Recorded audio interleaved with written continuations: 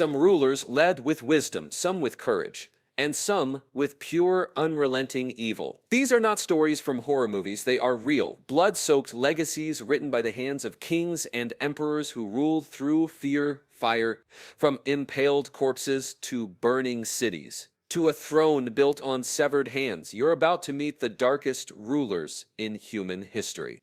Before we dive into this terrifying journey through time, make sure to like the video, subscribe for more gripping historical tales, and comment below. Which of these rulers do you think was the most evil?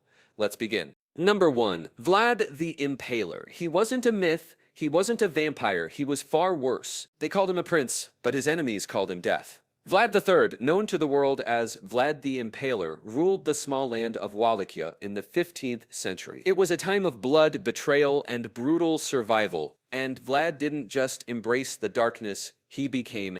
Before Dracula became a myth, Vlad was a man, a real one, and his legend was written not in fangs and fantasy, but in impaled corpses and rivers of blood. Born in 1431 in Transylvania, Vlad was the son of Vlad Dracula, a nobleman inducted into the Order of the Dragon, a chivalric society sworn to defend Christianity against the Ottoman Empire. But honor didn't mean safety. When Vlad was still a boy, he and his brother Radu were taken hostage by the Ottomans. Not for days, not for months, for years. Imagine being a child, ripped from your homeland, imprisoned by foreign enemies, beaten, humiliated, raised under the shadow of a sultan, not a father. It forged something in Vlad, something twisted. His brother Radu grew loyal to the Ottomans. Vlad grew into a monster they couldn't control. When he finally returned to Wallachia, it wasn't as a boy, it was as a blade. He found his land in chaos, nobles disloyal, enemies surrounding him. And so he did what no sane ruler would do. He decided to rule by terror, not fear. Terror. The impalements began almost immediately. It wasn't just a punishment, it was a performance. Vlad had perfected the horrifying art of impaling a man vertically on a sharp wooden stake, entering through the rectum or abdomen, and letting gravity do the rest. Death could take hours, sometimes days. But Vlad didn't do this in secret. No, he turned impalement into his signature. His message to enemies, traitors, thieves, and even the slightly disobedient: obey or join my forest of the damned. And that forest, oh, it existed. In 1462, as the Ottoman Sultan Mehmed II marched toward Wallachia with over 90,000 troops, he was greeted outside the capital with a vision so grotesque it made hardened soldiers vomit. Thousands, tens of thousands of rotting bodies impaled on stakes stretching for miles. Men, women, and children slowly decomposing under the sun. Sultan Mehmed, conqueror of Constantinople, turned back. He couldn't take the land. He couldn't stomach the ruler. But the horror didn't stop at the border. Vlad's cruelty was domestic too. One legend tells of a group of visiting merchants who complained about being robbed. Vlad invited them to dinner. After the meal, he had their eyes gouged out and their bodies impaled. Problem solved. Another time, he discovered a village plagued by poverty. What did Vlad do? He invited the poor to a feast, a massive banquet, fed them richly, gave them wine, and when they were full, he had the hall locked and burned to the ground.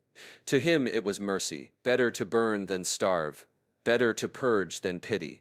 But was Vlad mad, or was he effective? That's the question that haunts history. Under his reign, crime vanished. Thieves stopped stealing.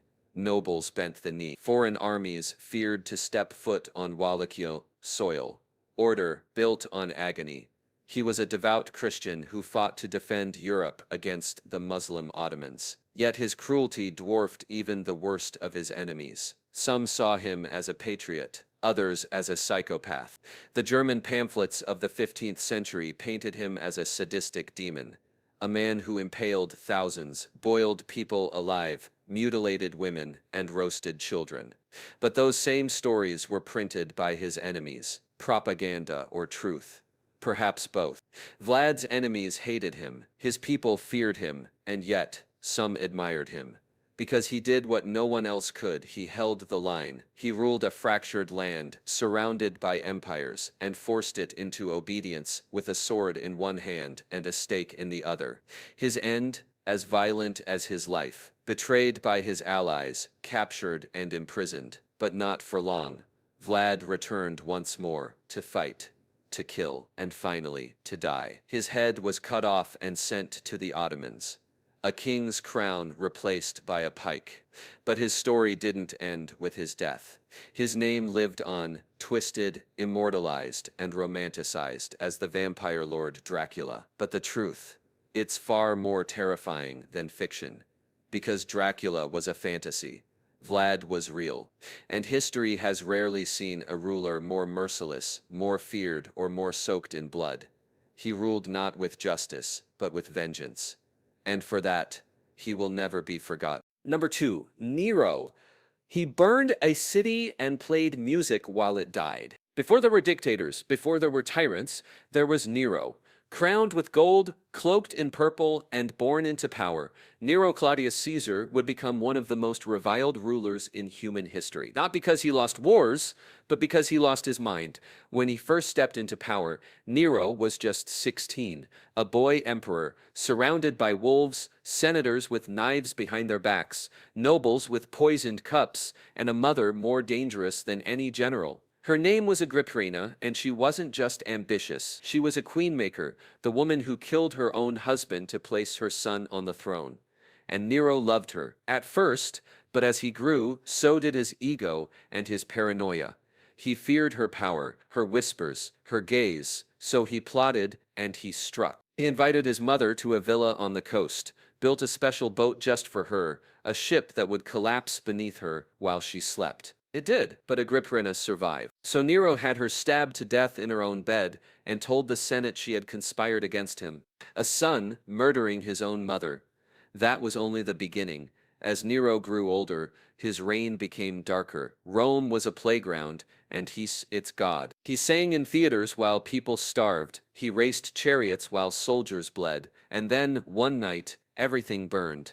In the year 64 AD, flames engulfed Rome, a fire that raged for 6 straight days, reducing palaces, temples, and homes to ash. Thousands were left homeless. Hundreds burned alive. And what did Nero do? He watched. Some say he played the lyre as the city collapsed.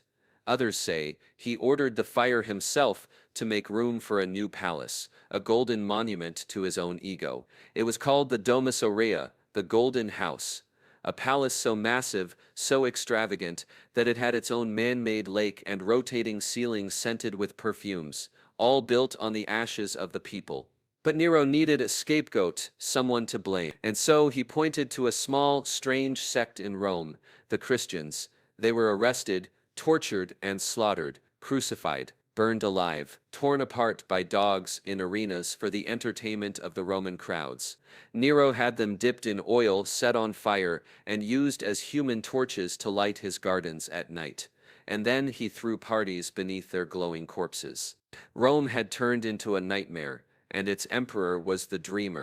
Nero saw himself not as a ruler but as an artist. He fancied himself a poet, a singer, an actor. He forced senators to watch his endless performances, and if anyone yawned, they disappeared. He eliminated rivals like they were stage props. His wife, Octavia, beheaded. His friend, Seneca, the philosopher, ordered to kill himself. His second wife, he kicked her to death while she was pregnant. The throne had become a stage, and every act ended in blood.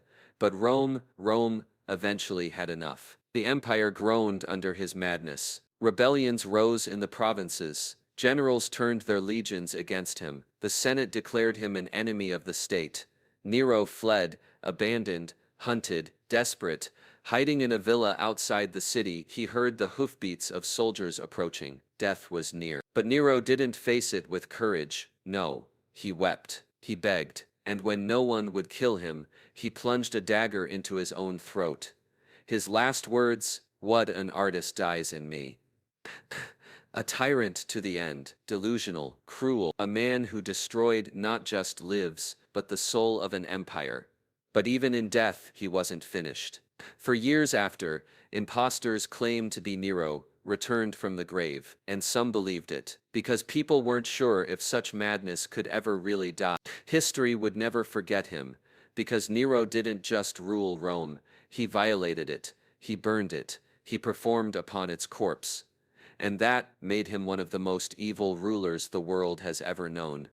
Number 3, King Leopold II. He never raised a sword, but he killed millions in silence. Some monsters wear crowns. Some don't raise swords, they raise flags. And some of the darkest crimes in human history were committed with a signature. This is the story of King Leopold II of Belgium, a man who ruled over a land he never stepped foot in, but drained it of blood all the same.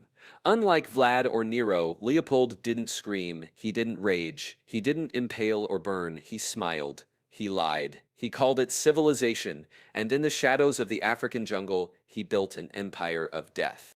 At the end of the 19th century, as Europe scrambled to divide Africa like pieces of meat, Leopold had a dream. Not of glory, but of profit. He wanted a colony, but Belgium didn't want one. So he got clever. He claimed a vast territory in Central Africa, the Congo, not as a nation, but as his personal property. That's right, not for Belgium, for himself. He called it the Congo Free State, a name that would become one of the greatest lies ever told. He told the world he was there to end slavery, to bring Christianity, to build schools and roads, but in reality, he created one of the most savage forced labor regimes the world has ever known. The Congo had one thing Leopold wanted: rubber. As the industrial age exploded, rubber became gold, tires, machinery, wires.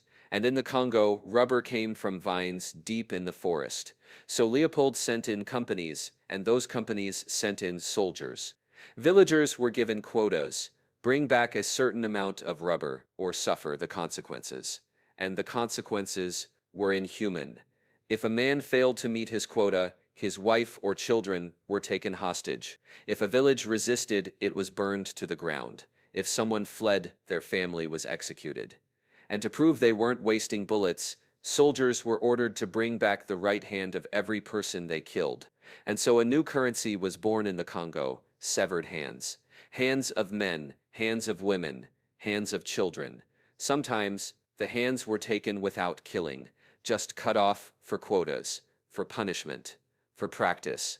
Entire villages became graveyards, families torn apart, women raped, men starved, children mutilated. And all the while, in Belgium, Leopold was building museums, monuments, hosting banquets in golden halls. He never saw the horror. He never heard the screams, but he profited from every drop of blood. Estimates suggest that between 10 to 15 million Congolese died during his reign. Not in a war, not in a battle, but in a corporate slaughter. And the world, for years, it looked away. European powers praised Leopold. He was seen as a modernizer, a hero, a visionary, until one man, Edmond Dino Morel, a shipping clerk, noticed something strange. Boats going to the Congo were filled with guns and chains. Boats returning were filled with ivory and rubber. No trade, no payment, just plunder. Morel raised the alarm, and slowly the truth began to seep out. Missionaries, reporters, brave witnesses who escaped the jungle and told the world what they saw. Photographs of mutilated children, villages reduced to ash, mountains of hands. And under growing pressure, Leopold was forced to give up the Congo. But not before rewriting the story. He commissioned historians, donated to charities, built parks. He tried to clean his legacy with money stained in genocide. Even today, some statues of him still stand, silent, proud, gilded in bronze. But beneath that polished surface lies a truth so foul, so vast, it can never be erased. Leopold never stood on a battlefield. He never led a charge, but his evil was systemic, efficient, unapologetic, and in the quiet jungles of the Congo, his name is still remembered. Not as a king, not as a hero, but as a butcher. The man who enslaved a nation with a pen and killed millions with greed. Because not all tyrants wear blood on their hands. Some hide it in their bank accounts. And that is why King Leopold II stands alongside the most evil rulers in the history of mankind.